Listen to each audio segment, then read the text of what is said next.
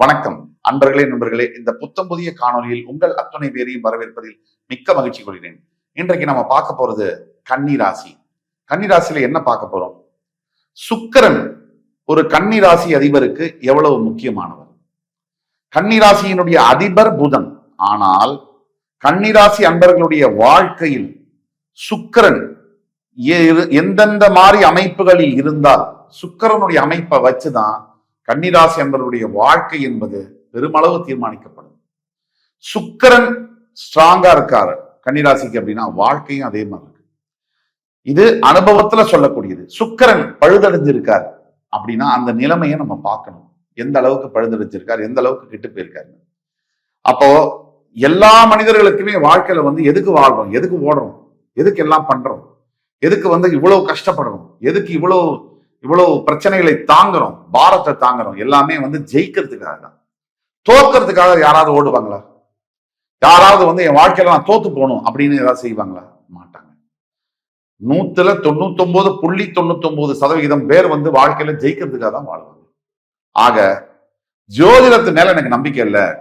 நாங்க என்ன தம்ப்நெயில்ல நாங்க என்ன டூருக்கு போறோம்னா போட்டிருக்கோம். ஜோதிடத்து மேல நம்பிக்கை அல்லாதவர்கள் என்னுடைய தயவு செய்து ஃபாலோ பண்ண வேண்டாம். என் வீடியோஸையும் நீங்க பார்க்க வேண்டாம். இது வியாபாரத்திற்கான அணுகுமுறையோ வீடியோவோ அல்ல. இது தேவையும் அல்ல. யாருக்கு இறைவன் மேல் நம்பிக்கை இருக்கோ, ஜோதிடத்தின் மேல் நம்பிக்கை இருக்கோ, ஜோதிடத்தை நம்பாதவர்கள் தயவு செய்து காலத்தை கணக்கிடாதீர்கள்.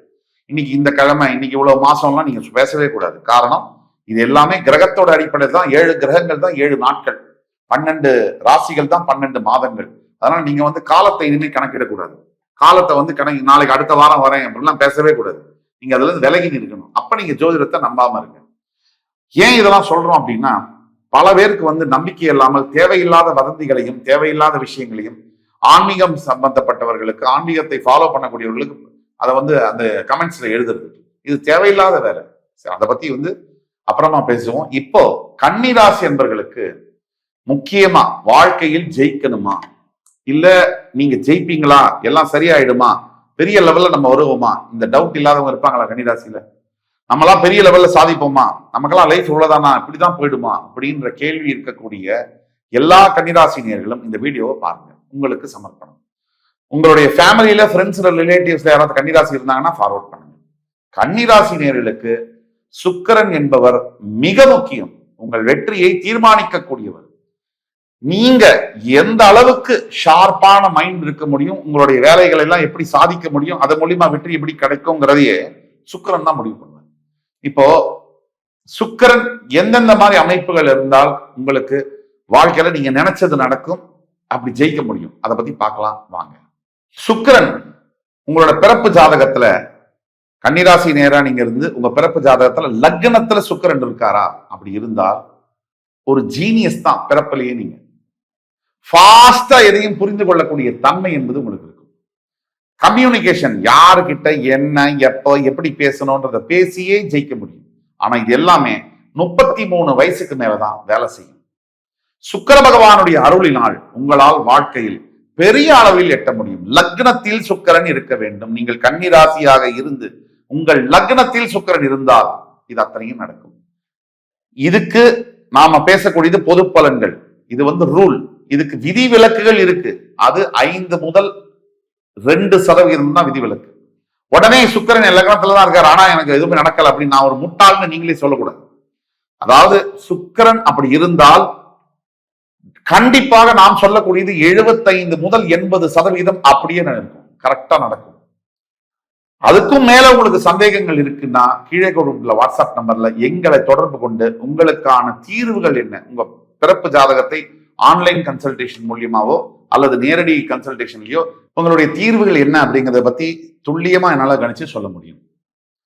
ஆக கன்னிராசி நேயர்களுக்கு இப்ப அடுத்தது எந்தெந்த அடிப்படையில சுக்கிரனுடைய பலத்தை வச்சு உங்கள் வாழ்க்கையில நீங்க நினைக்கிறது நடக்குமா இல்லையா அப்படிங்கறத சூட்சமம், ஜோதிட சூட்சமம் வழியாக சொல்ல முடியும். இப்ப ஒரு எடுத்துக்காட்டுக்கு, நீங்க கன்னிராசி, உங்க ஜாதகத்துல, பிறப்பு ஜாதகத்துல லக்னத்துக்கு 2ஆம் இடத்துல சுக்கிரன் இருக்கார் அப்படின்னா உங்களை மாதிரி உலகத்துல கணக்கு போட முடியாது, ஸ்ட்ராட்டஜி, யூகம் வகிக்க முடியாது.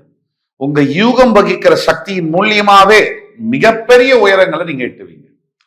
லக்னத்தோட 2ஆம் இடத்துல சுக்கிரன் கன்னிராசி நேயர்களுக்கு இருக்காரு. 12 லக்னத்துல எந்த லக்னமா இருந்தாலும் சுக்கிரன் 2ல இருக்காருன்னு சொன்னா நாம கூறுவது பொது பலன்கள். விதிவிலக்குகளை வந்து இதுல சேர்க்கக்கூடாது. அது பிறப்பு ஜாதகத்தை பார்த்தாதான் தெரியும். பொது பலன்கள் நான் சொல்லக்கூடிய பலன்கள் 75% சினாரியோஸ்ல ஒர்க் ஆகும். 20% உங்கள் தனிப்பட்ட ஒவ்வொரு பிறப்பு ஜாதகமும் யூனிக், தனித்துவம் வாய்ந்தது. அதை பார்த்தாதான் இன்னும் வந்து நம்ம சொல்லக்கூடிய பலன்களை கன்ஃபார்ம் பண்ண முடியும். இருந்தாலும் நாம் சொல்லக்கூடியது 80% வேலை செய்யும். அதாவது கன்னிராசி நீங்க சுக்கிர பகவான் உங்களுடைய ஜாதகத்துல உங்க லக்னம் எந்த இடத்துல லா போட்டிருக்கு லக்னம், அந்த லக்னத்துக்கு 2ஆம் இடத்துல இருந்தாருன்னா உங்களை மாதிரி ஸ்ட்ராங் திங்கர்ஸ், ஒரு அப்படியே வந்து ஸ்டேபிளா யோசிக்கக்கூடியவர்கள், அதாவது இயற்கையிலேயே வந்து மிகப்பெரிய அறிவு ஞானம், அதே மாதிரி அனாலிட்டிக்கலை பத்தி சொன்னேன். பிரில்லியண்டா ஐடியாஸ் உங்களை மாதிரி யோசிக்கிற உங்களை மாதிரி ஒரு யூகம் வகிக்க யாரால முடியாதுன்னு நான் சொன்னேன். அதை தவிர திட்டம் வகுக்குவது, யூகம் வந்து வகுக்கிறது ஒண்ணு, திட்டம் வந்து எப்படின்னா இந்த இதுல இப்படி பண்ணா அப்படி ஆகுங்கிறது அதை உங்களை மாதிரி வந்து அதை வந்து செயல்படுத்த முடியாது. அதே மாதிரி ஒரு விஷயத்தை கத்துக்கணும் அப்படின்னாலும் உங்களை மாதிரி யாராலையும் தெளிவா சுருக்கமா ஸ்பீடா ஃபாஸ்டா கத்துக்க முடியாது. அதனால உங்க கன்னிராசிக்கு சுய ஜாதகத்துல பிறப்பு ஜாதகத்துல லக்னத்துக்கு 2ஆம் இடத்துல இருந்தால் உங்கள் வாழ்க்கையில நீங்க வெற்றி பெறுவது என்பது மிகப்பெரிய உறுதியான ஒரு விஷயம் அப்படின்னு எடுத்துக்கலாம். அதே மாதிரி நீங்க கன்னிராசி உங்க லக்னத்துக்கு 3ஆம் இடத்துல வந்து அதாவது சுக்கிரன் இருக்கார் அப்படின்னா உங்களுக்கு இருக்கக்கூடிய விஸ்டம் ஞானம் வந்து அபரிவிதமா இருக்கும். அதை தவிர அதை லாஜிக்கலாவும் யதார்த்த வாழ்க்கையிலும் உங்களால ரொம்ப சுலபமா ஒப்பிட முடியும். இதனால என்ன பலன் பாத்தீங்கன்னா இதனால மிகப்பெரிய தலைவன் ஆகக்கூடிய வாய்ப்புகள் வரும். அரசியல்லையும் சரி, எந்த துறையில நீங்க இருக்கீங்களோ அந்த துறையில பெரிய தலைவனாக வரக்கூடிய வாய்ப்புகள் இருக்கும். உங்களை பார்த்து ஆயிரக்கணக்கான பேர் பின்பற்றக்கூடிய நிலைமைக்கு நீங்க வருவீங்க. நீங்க கன்னிராசி சுய ஜாதகத்துல லக்னத்துல இருந்து 3ஆம் இடத்துல சுக்கிரன் இருந்தால் இது அத்தனையும் நடக்கும். அல்லது மிகப்பெரிய ஒரு அரசாங்கத்துக்கே வந்து அட்வைஸ் பண்றது, புத்திமதி சொல்றது, இந்த இடத்துல இந்த டைரக்ஷன்ல போங்க, இப்படி திட்டம் வகுங்கன்னு சொல்லக்கூடியதோ, அல்லது பவர்ஃபுல்லான ஒரு பொசிஷன்ல இருக்கிறது, மிகப்பெரிய ஆளுமை தன்மை அதிகாரமுடைய பதவிகளை அலங்கரிப்பது, இதெல்லாம் கன்னிராசியா நீங்க இருந்து எந்த லக்னமாக இருந்தாலும் அந்த லக்னத்துடைய 3ஆம் பாவத்தில் சுக்கிரன் இருந்தால் இதெல்லாம் உங்களுக்கு கிட்டத்தட்ட 80% சாத்தியம்.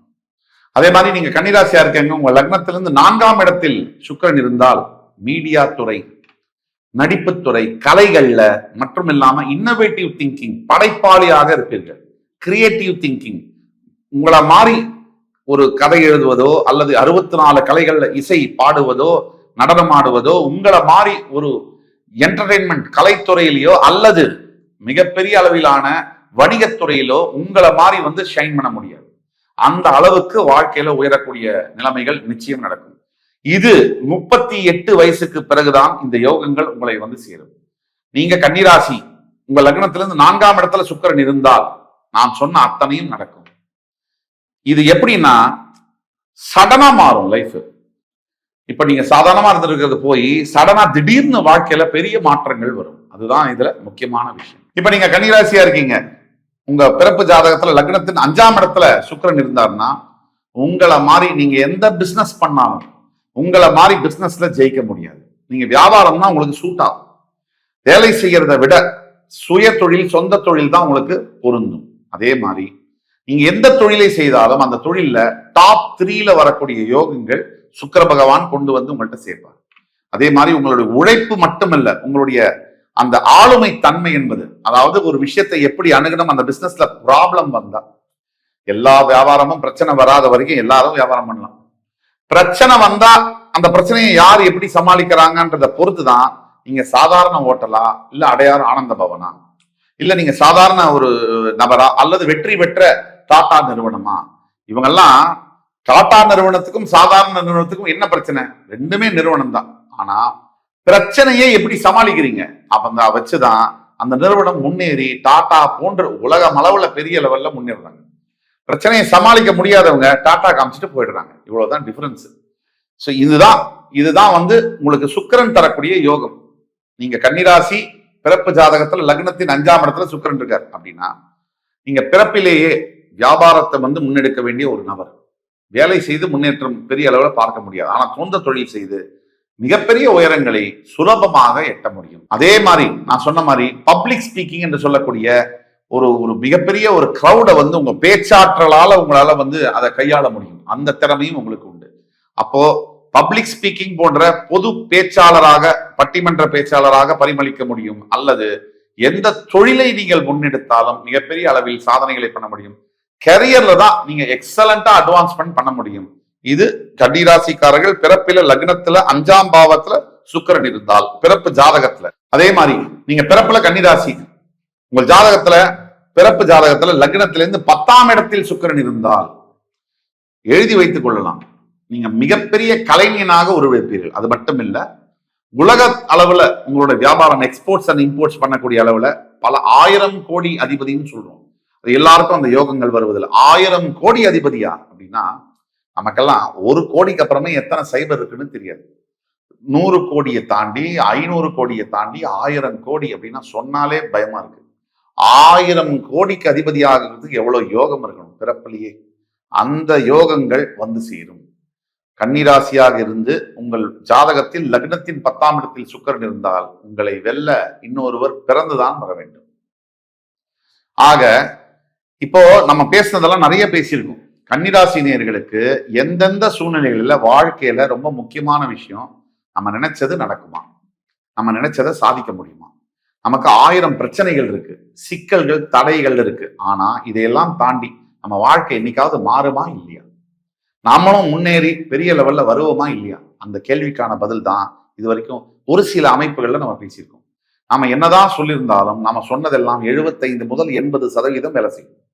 உங்கள் பிறப்பு ஜாதகத்துல உங்களுக்கு வாழ்க்கையில அப்படிப்பட்ட யோகம் இருக்கிறதா இல்லையா அப்படிங்கிறது தெரியணும்னா கீழே கொடுக்கப்பட்டுள்ள வாட்ஸ்அப் நம்பர்ல எங்களை கான்டாக்ட் பண்ணி ஒன்னு ஆன்லைன் கன்சல்டேஷனோ இல்ல நேர்ல கன்சல்டேஷனோ புக் பண்ணி நீங்க கேட்டீங்கன்னா உங்களுக்கான ஜாதகத்தை பார்த்து துல்லியமான ப்ரெடிக்ஷன்ஸ் கணித்து தர காத்து கொண்டிருக்கிறேன் என்று கூறி அனைத்து கன்னிராசி நேயர்களுக்கும் இந்த எபிசோட் பிடிச்சிருக்கும்னு நம்பி அடுத்து வர எபிசோட்ஸ் வர வரைக்கும் உங்களிடம் விடைபெறுவது உங்கள் சுபாஷ் பாலகிருஷ்ணன். நன்றி, வணக்கம், வாழ்க வளமுடன்.